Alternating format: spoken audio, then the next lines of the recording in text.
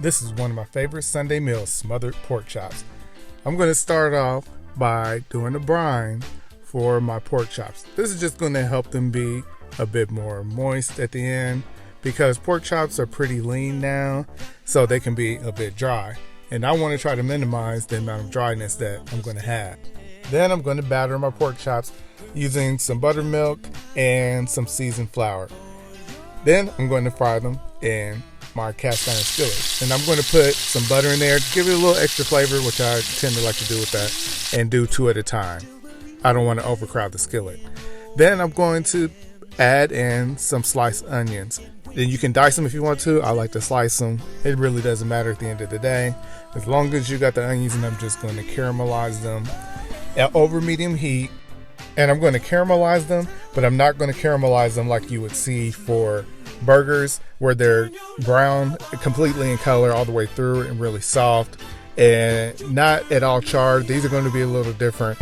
It's more like what people typically would do when they're going to be sauteing some onions. So I'm just going to brown these up, get them sauteed, and then I'm going to take them out of the pan and set them to the side because I'm then going to start the process of starting my roux to then make my gravy. So I'm going to get all of these onions out of here and start adding my butter and melting that down. And after I got my butter all melted down and added, I'm going to add in some flour, which is going to be the start of the roux. This is going to be the start of me making the gravy.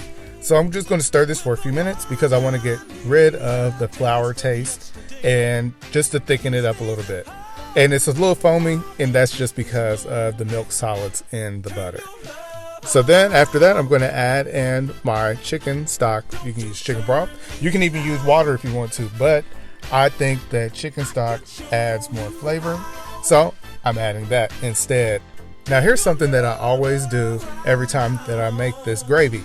I use the same flour that I used to fry the pork chops. Now that's going to give the gravy a little bit of that same flavor that is in those pork chops because it's already seasoned. But I'm still going to add more seasoning anyway because that's not going to be enough. So I'm just breaking up all of the little flour bits that were in the pork chop flour because I don't want to have any gravy that has any clumps or lumps in it. I want to make sure that I definitely get rid of those. So now I'm going to add seasoning to my gravy. And what I'm adding is some salt, some black pepper, some thyme, and some garlic powder.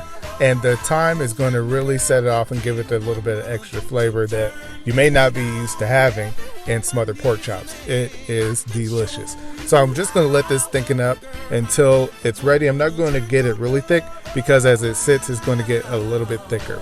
So I'm going to add in those onions. And once I've got my onions added, I'm going to add in my pork chop. Now, I did not cook my pork chops all the way through. I fried them until they were golden brown.